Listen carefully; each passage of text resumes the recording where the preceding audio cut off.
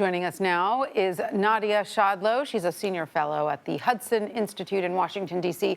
She previously served as a U.S. Deputy National Security Advisor for Strategy. Nadia, welcome. Thank you so much for joining us. Many countries have sanctioned Russia following its invasion of Ukraine, but not China.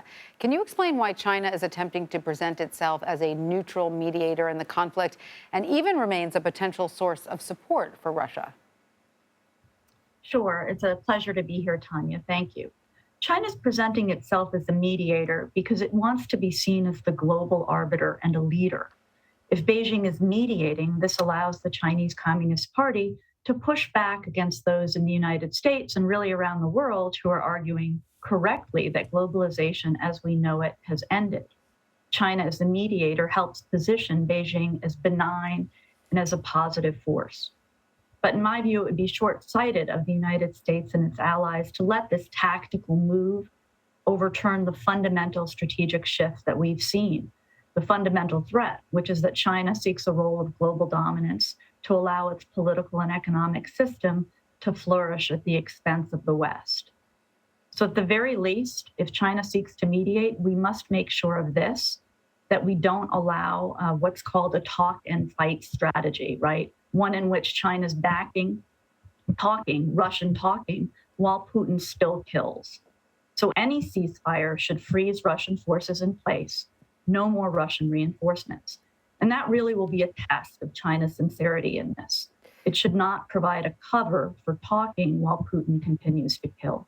And Nadia, we know President Biden has threatened China's President Xi Jinping with significant repercussions in that 2-hour-long video call they had not so long ago if China provides aid to Russia.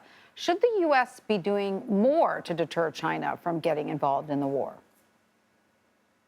I think we're working now on our deterrence strategy is still to keep in mind to warn Beijing of continued secondary sanctions, right, of continued export controls on key technologies that they seek, continuing to create difficult options for Beijing.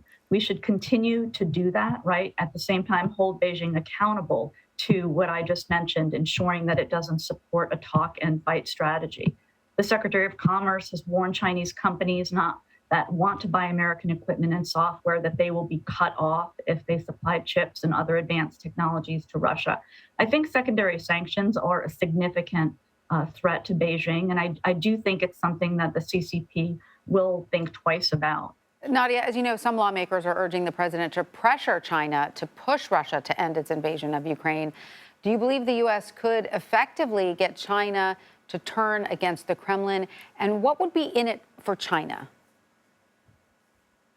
Look, the U.S. has an ability to shape and influence China to a certain degree, but in the end, the CCP is going to proceed with its own strategic plan on its own time frame.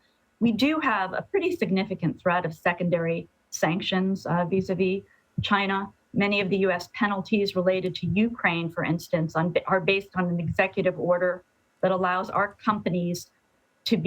that allows the U.S. government to pursue companies that provide material support to sanction Russian entities. We can apply the same set of sanctions to companies that are cooperating with Russian companies. So, for example, if Russia turns to Chinese banks, and then those Chinese banks are in turn subject to sanctions, that is a significant threat. And I think the CCP will take that into account as it determines the time frame for its decisions. All right. Well, Nadia Schadlow, senior fellow at the Hudson Institute, we thank you so much for your insight and your time. Thank you.